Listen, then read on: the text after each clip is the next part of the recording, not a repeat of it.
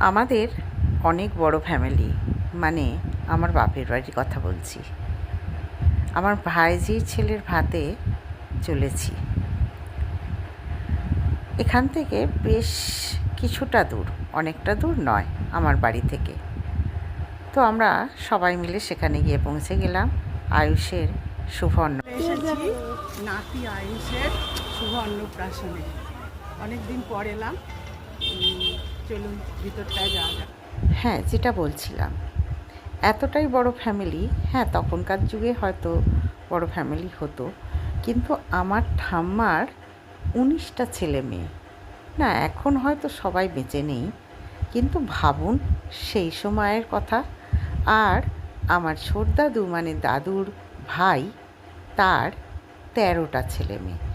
সব মিলিয়ে কত বড় পরিবার হতে পারে সেটা কল্পনা করতে পারবেন না। তো যাই হোক, বড় জেঠিমার নাতনির ছেলে অন্নপ্রাশন।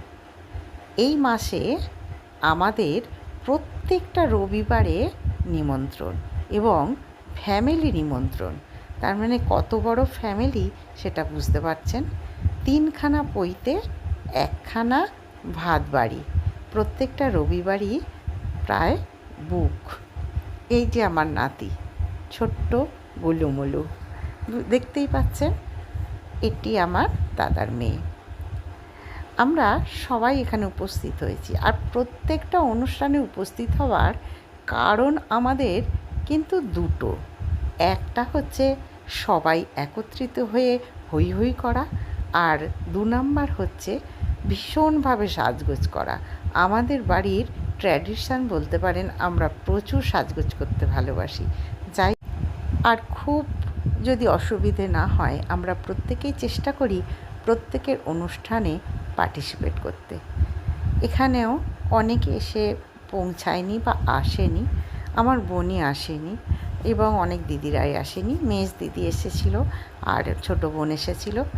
যাই হোক, আমরা খাওয়া দাওয়া সেরে নিলাম দুপুরবেলা। তারপর আমরা আবারও বাড়ির পথে রওনা দিলাম। এইভাবেই আমাদের জীবন শুভ হোক।